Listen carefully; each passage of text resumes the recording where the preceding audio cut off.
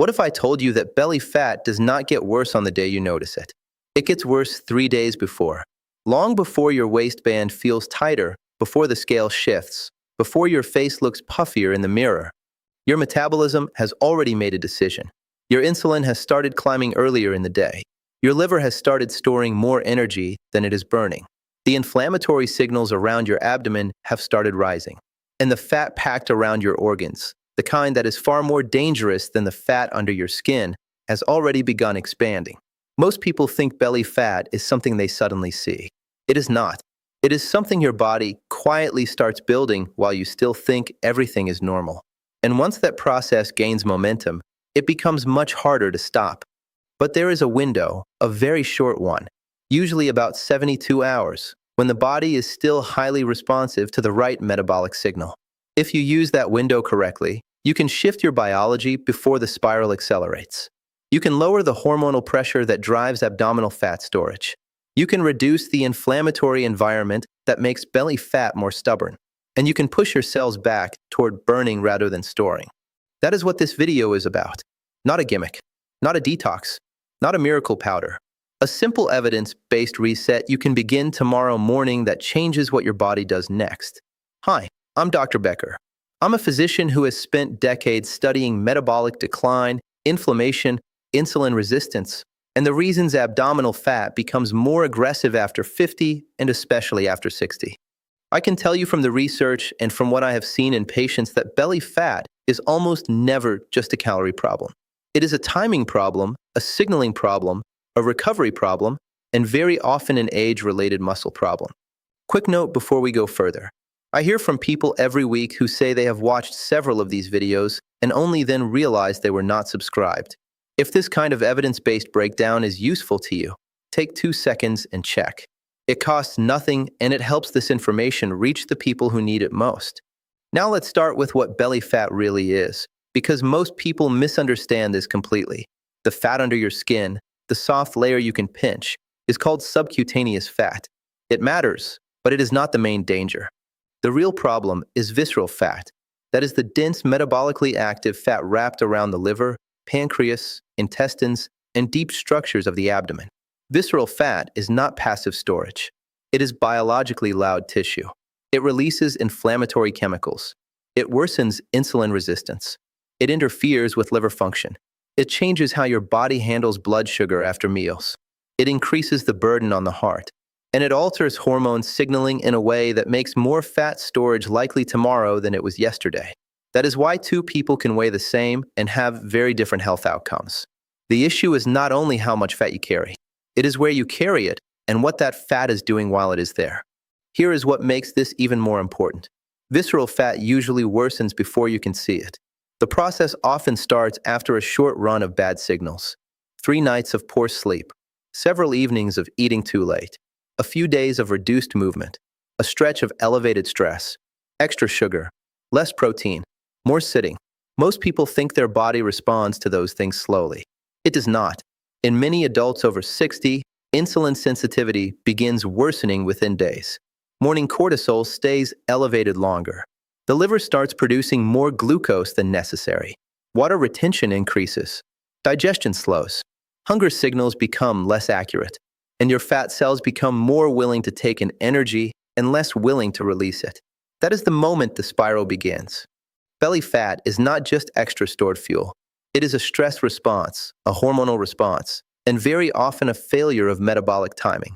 After 60, this process becomes even more aggressive. When you are 35, your body can absorb a few nights of bad sleep and recover. Your muscles still act like a sponge for glucose. Your mitochondrial density is higher. Your recovery from stress is faster. Your liver is more flexible. By the time you reach your 60s, several things have changed. You have less muscle mass than you had in your 40s, which means you have less tissue available to absorb blood sugar efficiently. Your cells are less responsive to insulin. Your mitochondria, the energy-producing structures inside every cell, are fewer in number and often less efficient. The enzymes that help mobilize stored fat are less active. If sleep is poor, cortisol stays high longer. If stress is chronic, abdominal fat responds faster. If protein intake is low, muscle loss accelerates and metabolic rate drops further. What used to be a small setback becomes a larger biological message. The body begins interpreting ordinary modern life as a reason to store energy centrally around the organs. That is why people so often tell me, "Doctor, I'm not eating that differently than I used to, but my stomach keeps getting thicker." The metabolism is different now. The body is reading the same environment through an older nervous system, an older hormonal system, and a less forgiving energy system. So what is the 3-day window I mentioned at the beginning? It is the period during which the body is shifting from flexible to rigid. Flexible metabolism means your body can still move easily between using glucose and using stored fat.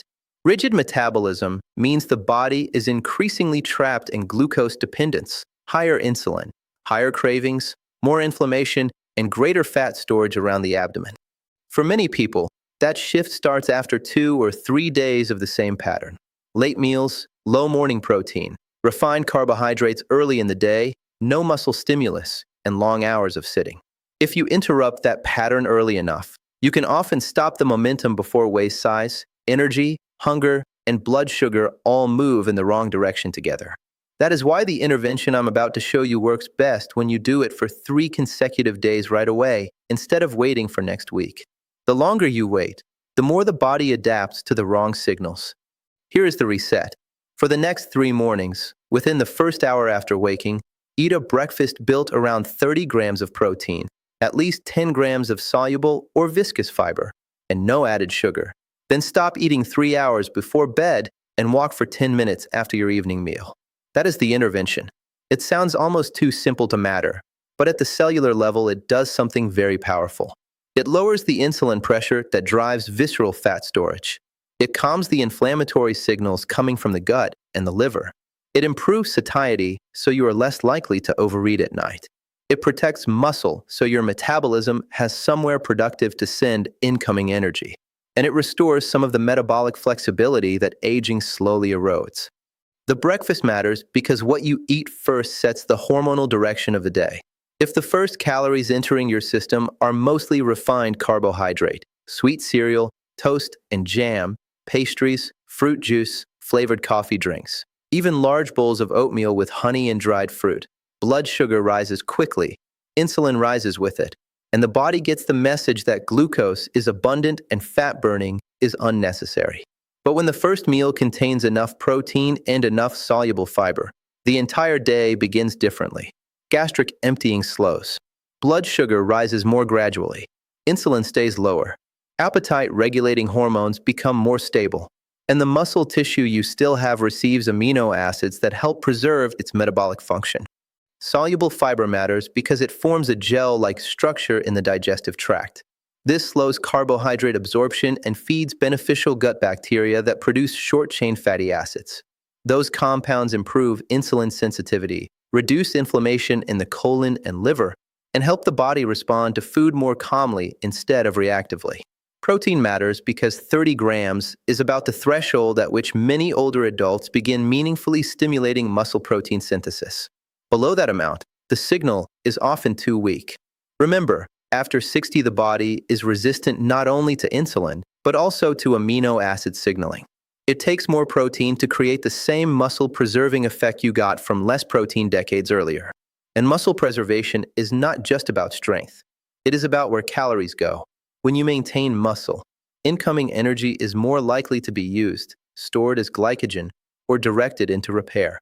When you lose muscle, more of that same energy drifts toward fat storage, particularly around the abdomen. Now let me explain the first mechanism. Lowering insulin early in the day changes what happens to belly fat for hours afterward. Insulin is not a bad hormone. You need it to move glucose out of the bloodstream and into cells. The problem is persistently elevated insulin, especially in adults with reduced insulin sensitivity.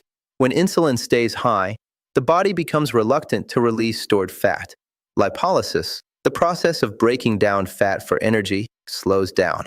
Visceral fat becomes particularly stubborn because it sits at the center of liver metabolism and responds strongly to stress and hormonal signaling.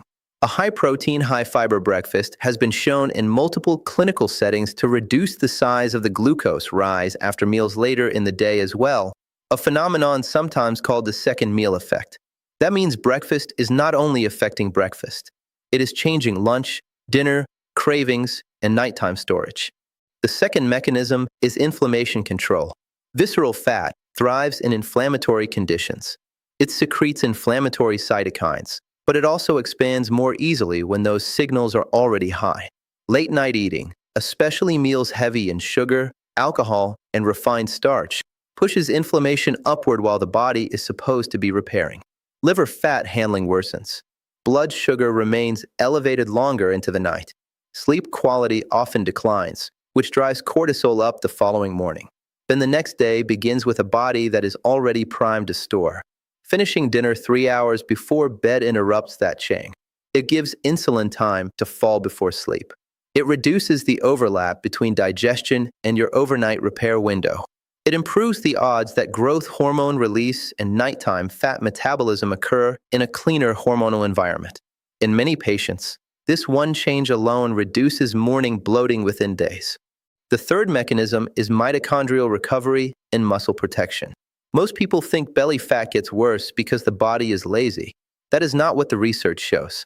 Belly fat often gets worse because the energy systems inside the cells have become inefficient. Mitochondria help determine whether nutrients are burned efficiently or handled poorly. In aging adults, mitochondrial function declines gradually. One of the best ways to support those systems is not through exotic supplements, but through stronger circadian timing, improved protein distribution, better glucose control, and light post-meal movement. When you walk for 10 minutes after dinner, your muscles begin absorbing glucose without requiring as much insulin. The contraction itself acts like a metabolic sink. Blood sugar is cleared more efficiently. The pancreas does not need to respond as aggressively.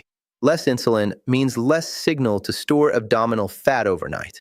This is why a short walk after dinner can produce changes that are disproportionate to how simple it seems. It is not the calories you burn during the walk that matter most. It is the glucose handling you improve immediately afterward. There is another reason this 3-day reset works so well in older adults. It reduces decision fatigue. Most people fail because they try to overhaul everything at once. They promise themselves a new gym routine, a total diet rewrite, perfect sleep, no sugar, no snacking, and daily fasting all on the same Monday. That almost never lasts. But 3 mornings of a controlled metabolic signal, 3 evenings of stopping food earlier, and 3 short walks after dinner is realistic. And realistic interventions are the ones that change biology because they actually get done. In controlled studies on early eating windows, higher protein breakfasts, and post-meal walking in adults with abdominal obesity or impaired glucose control, researchers consistently see improvements within days, not months. Lower postprandial glucose, reduced evening hunger, smaller next-day appetite, improved insulin response. In some groups, measurable reductions in waist circumference begin appearing within 2 to 4 weeks when the pattern is continued. The first changes are usually internal. Less glucose volatility, lower water retention, better digestive rhythm, calmer hunger signals. But those internal changes are exactly what make visible fat loss possible later. There is also a circadian reason this works that almost nobody explains to older adults. Your metabolism is not equally prepared to handle food at every hour of the day. In the morning, insulin sensitivity is usually better. Muscles are more ready to absorb nutrients. Cortisol, which naturally rises to help you wake up, can either support a productive start or become part of the problem, depending on what signal you give it. If you wake up, drink sweet coffee, skip protein, rush through the morning, and then overeat later, cortisol and insulin start acting like partners in fat storage. But if you give the body protein and fiber early, then close the kitchen earlier at night, you create a stronger day-night contrast. The body begins expecting fuel when it can handle fuel and expecting repair when it needs repair. That rhythm is one of the hidden keys to reducing abdominal fat after 60. It is not only what you eat. It is when your biology is most willing to use it well. In adults with prediabetes, abdominal obesity, and metabolic syndrome, early time-restricted eating has repeatedly shown advantages over the same calories eaten later. People often assume that if calories are equal, timing should not matter. Biologically, it does. Later eating is associated with higher glucose exposure overnight, poorer fat oxidation, and a greater tendency toward next morning hunger. Earlier completion of food intake reduces that burden. Pair that with a first meal that supports muscle and slows glucose rise, and you have a sequence that works with the clock instead of against it. Another overlooked benefit is what happens in the gut. Soluble fiber from chia, flax, psyllium, oats, beans, berries, and certain vegetables is fermented by beneficial bacteria into compounds like butyrate and propionate. These molecules help strengthen the gut barrier, improve communication between the gut and the liver, and reduce the low-grade inflammation that frequently accompanies visceral fat gain. Many people think their stomach looks larger only because of fat. In reality, part of what they are seeing is a combination of fat, fluid retention, slower transit, and an irritated digestive system. When fiber intake improves in a structured way rather than being scattered randomly through the day, bowel regularity often improves, abdominal pressure drops, and that heavy inflamed feeling begins easing surprisingly fast. This is one reason the reset often makes people feel flatter before substantial fat loss has even occurred. The body is less swollen, less reactive, and less trapped in the cycle that drives more storage. So what does the breakfast look like in real life? It can be 3 eggs with plain Greek yogurt and berries plus a tablespoon of chia seeds. It can be cottage cheese with ground flaxseed, walnuts, and half an apple. It can be a protein smoothie made with unsweetened yogurt or protein powder, psyllium or chia, frozen berries, and water or unsweetened milk. It can be tofu or beans with vegetables if that fits how you like to eat. The specific menu matters less than the numbers. 30 grams of protein, 10 grams of fiber, no added sugar, and ideally no large load of refined starch. Coffee or tea is fine, but do not turn it into dessert. If you add 6 packets of sugar or a flavored creamer, you erase much of the metabolic advantage you just created. The evening meal matters too. Keep it satisfying, but not overloaded. Protein, vegetables, healthy fat, and if you want starch, keep the portion moderate and eat it with the meal, not as a late-night second dinner. Then stand up and walk. Not tomorrow. Not when the weather is better. Right after you finish. Around the house is fine. Down the block is fine. Marching in place while watching television is fine. The body responds to movement, not perfection. Now let me tell you what usually happens when people do this correctly.